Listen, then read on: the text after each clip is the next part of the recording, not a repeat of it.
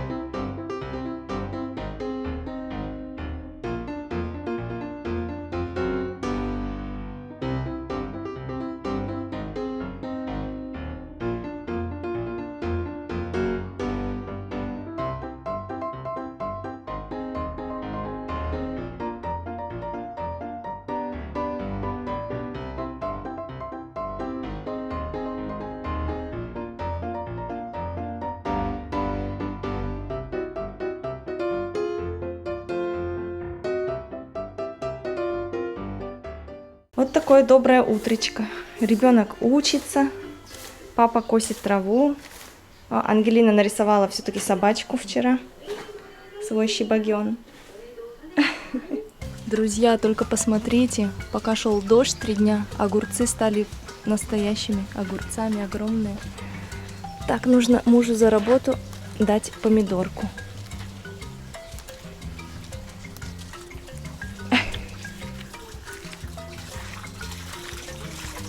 야, 수고했으니까 먹어. 아이씨, 성근. 뭐, 고마워. 줘. 와, 집에서 키우는 게. 무농약. 이게 향 들려, 향. 진짜 우리나라 토마토 냄새 나네. 먹어봐. 맛있어? Картофан можно выкапывать уже. Мама говорит, когда он отцвел и упал, значит он уже готов. Можно выкапывать. За монтажом роликов время летит просто незаметно. Уже прошло несколько часов.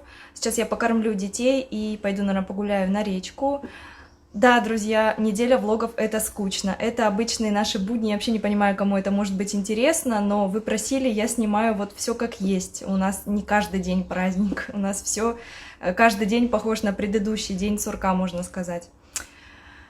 Вот, но я на речке, наверное, поснимаю, может быть, поотвечаю на ваши вопросы, чтобы хоть какой-то контент был. Поехали. Зашла за едой, друзья, вот в такую палатку. Здесь сунде, кровяная колбаса. Так как мясо варится на пару, вываривается, это очень диетическое блюдо. Я буду печенку на пару. В нее вообще ничего не кладут, она без ничего, но она безумно вкусная. Молодая печеночка. Вот такой, друзья, у нас сегодня обед. Сунде. бульон с оденом. Ангина просто обожает сунде. София тоже. А я буду только печень. И это вот тоже сердце, там легкие. Всякие, в общем, внутренности. Диетическое мясо. Итак, друзья, начинаю отвечать на ваши вопросы. И первый вопрос. Ольга, а в Корее есть запрет на продажу алкоголя вечером, как в России? Нет, друзья, нету. Слава богу, нету. И, наверное, не будет. Более того, в Корее везде рекламируется алкоголь и по телевизору, и на всяких остановках, и просто. В общем, реклама алкоголя здесь это самая, наверное, распространенная реклама. Если против курения здесь очень сильно борются и увеличили цену на сигареты очень сильно, половина людей бросила курить из-за того, что стало очень дорого. И рекламировать нельзя, и, в общем, запретов много именно насчет курения, а насчет алкоголя просто свобода действий. Бухайте, уважаемые граждане, называется. Друзья, очень многие спрашивают про нашу вторую собачку Тишу. С Тишей все хорошо, мы ее отдали знакомым.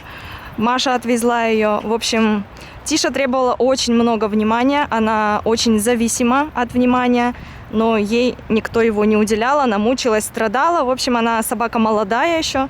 И мы решили ее отдать. Она сейчас живет прекрасно, ее там любят, целуют, постоянно с ней находятся. Это, конечно, печально, грустно. Я знаю, что сейчас миллион упреков посыпется в мой адрес.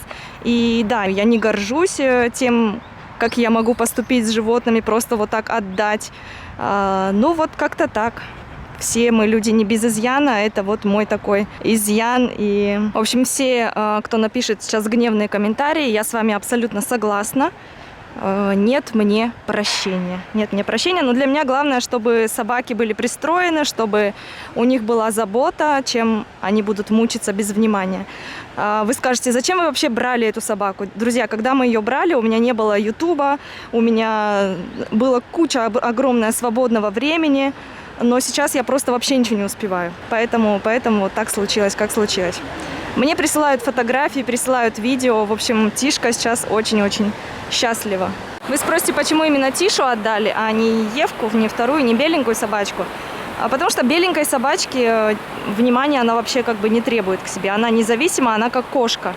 То есть ее погладили, хорошо, не погладили, она спокойно это переживет и будет ждать, пока погладят. А Тишка, она была очень любвеобильная. Она прям по пятам ходила, писалась, ей так хотелось, чтобы ей уделяли много-много-много внимания. То есть характер у собаки вот такой вот был, вот такой был характер.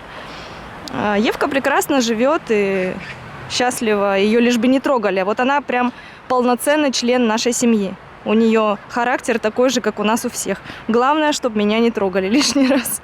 Тебе повезло с мужем, цени его и не крути своим носом.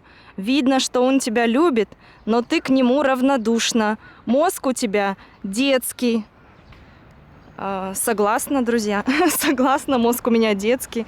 Ольга, это правда, что в Корее очень пыльно и лучше ходить в масках? Спросила это потому, что мне это постоянно говорят, и я захотела удостовериться в этом.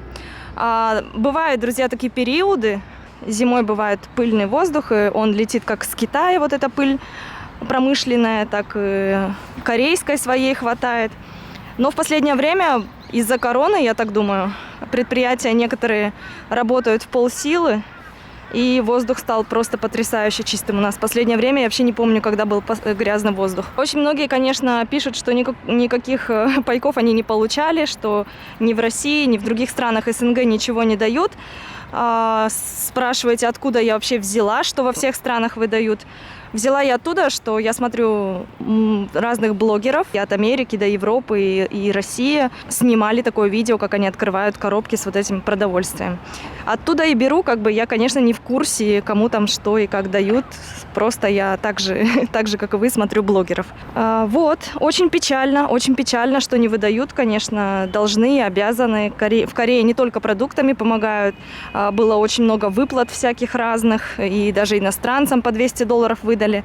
Корея помогает очень хорошо своим гражданам, за что мы ее и любим. Очень многие спрашивают, как я отношусь к тому, что Ангелина постоянно с телефоном, нормально ли это в Корее. Я уже отвечала как-то на этот вопрос, что в Корее тоже отношение к этому разное. Я отношусь к этому абсолютно нормально, я не вижу ничего плохого, что ребенок чем-то так сильно увлечен. Кто-то из вас, наверное, скажет, ну как же, зрение же портится, и вообще это вредно для здоровья. Я с этим тоже категорически не согласна, потому что я не расстаюсь с компьютером и с телефоном уже на протяжении многих-многих лет, и зрение у меня 100%, несмотря на возраст даже мой. А София, например, она уже родилась, и у нее с детства было плохое зрение. У Ангелинки зрение идеальное, и я не считаю, что телефон может как-то кардинально изменить зрение, как-то повлиять очень негативно на это.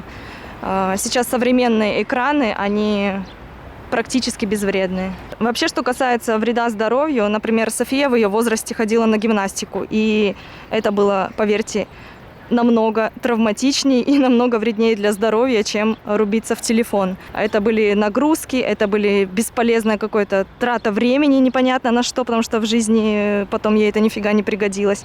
Столько времени, столько самых таких важных лет, да, вот возраст с 5 лет она ходила, лет до 12, наверное. Сколько бы она могла узнать много нового и интересного, если бы она не ходила, не пропадала на этой гимнастике. Потому что в Корее не так, как в России. Это в России можно там 2 часа в день позаниматься и все. А в Корее это все было очень серьезно. Она пропадала там денно и ношно. И она абсолютно больше ничего ни другого не узнавала, ничего не делала. В общем, вся ее жизнь была в этой гимнастике. И спрашивается, зачем? Поэтому пусть лучше Ангелина в компьютерные игры играет, при том, что Корея №1 в мире по этому киберспорту. И вполне возможно, что Ангелина станет каким-нибудь киберспортсменом, она уже любого взрослого обыграет. То есть ей приносит это удовольствие, почему бы и нет. Конечно, с телефоном ей приходится расставаться и в школу ходить, и заниматься какими-то делами, гулять на улице с друзьями, и рисовать она любит, и петь, и танцевать, и на скакалке прыгать. В общем, у нее много интересов. Но телефон, конечно, это самое любимое занятие. Why not? Очень многие пишут про холодильник. Как это так? Что за магия? Почему один раз открыли дверь одни продукты, второй раз открыли дверь другие продукты? Друзья, там просто 3 двери. Можно открывать одну, потом вторую и третью, ну еще 2 двери внизу. В общем, 5-дверный холодильник. Смотрите, какие цветочки. Так, нам еще какая-то посылочка пришла. Даже уже догадываюсь, друзья, что это за посылочка. Слышите звук? Там что-то шевелится. Ну а что, тоже вполне себе еда, только для питомцев Софьиных. Какая вкусняшечка. Время 3 часа, скоро придет учительница Ангелины. Мне нужно немножко здесь прибраться, подтереть полы.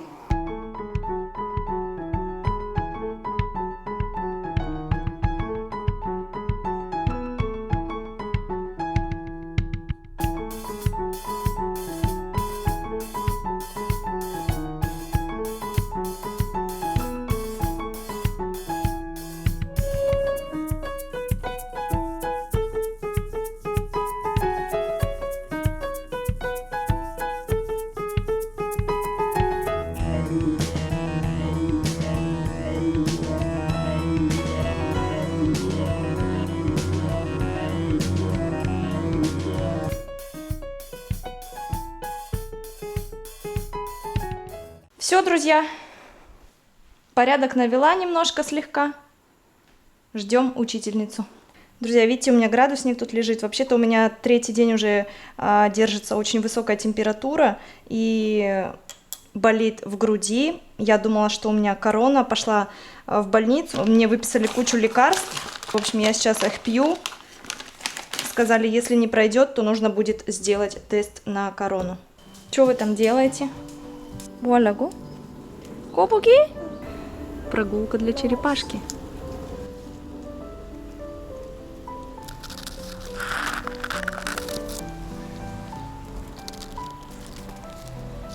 Ничего, она как быстро бегает. Ты куда пошел? Ангелина, это она от тебя сбежать хочет.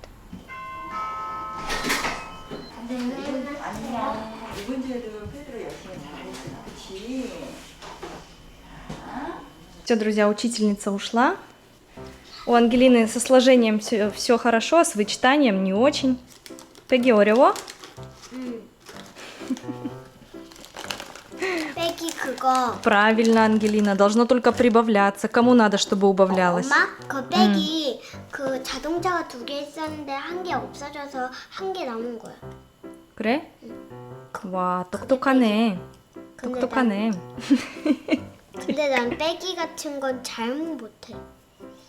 괜찮아. 엄청 잘하지는 못해. 다 잘할 거야. 어차피. Это она ест рисангюн. Это пробиотики такие. Порошочки. Пробиотики. Корейцы их очень много едят, кстати. И дети, и взрослые. Ну, а я пойду пока немножко помонтирую. Каждую свободную минутку трачу на это. 아니야. 다이소 5,000원? 오, 마지막. Друзья, муж принес малину. 3 коробки малины за 5000 вон. Это 4 доллара. 4 доллара за 3 коробки. Офигеть. Но она, наверное, испорченная, что ли? Нападена? 봐봐. Муж сейчас будет готовить для Ангелины супчик из проростков. Коннамулькук. Ангелина его просто обожает.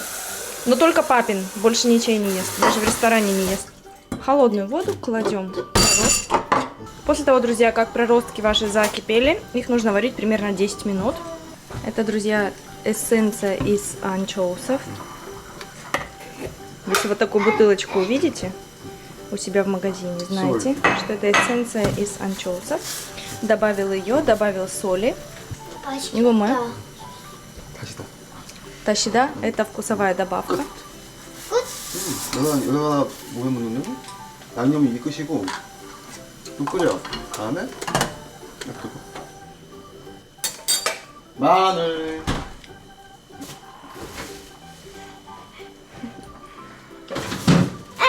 Лина, сколько тебе раз говорить? Надевай штаны, когда выходишь. Надевай штаны. Нет. Жарко.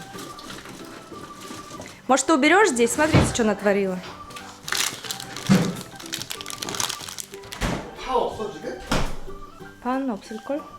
Еще нужно добавить чеснок и лук-порей, но лука у нас нет, поэтому только чеснок. Добавил чеснок. В конце уже почти, друзья, кладется яйцо и размешивается. Вот так вот. 그냥 먹어도 되는데 우리 애들은 이렇게 좋아해. 계란 먹는 거. Можно не добавлять яйцо, но у нас Ангелина любит с яйцом. Все, теперь немножко поварить, и супец готов. 파가 있으면 파가 들어가면 좋습니다. Да, ну, лук-порей я уже сказала, что если есть, лучше добавить. Ангелина говорит, лучка зеленого нет, так себе на вкус. Все знает, как правильно надо готовить. 왜 먹여 스스로 먹을 수 있잖아. 뜨거워서. 아, 빨리 먹어 이제 혼자 혼자 먹어봐. 알았지? 먹어봐. 아우 잘 먹네. 오, о, 역시 아빠도 맛있어, 그지? скоро замуж выходить, он все восхищается, что она сама ложку поднимать умеет. Корейцы. Стоило мне отвернуться, он опять ее с ложечки кормит. Так и живем.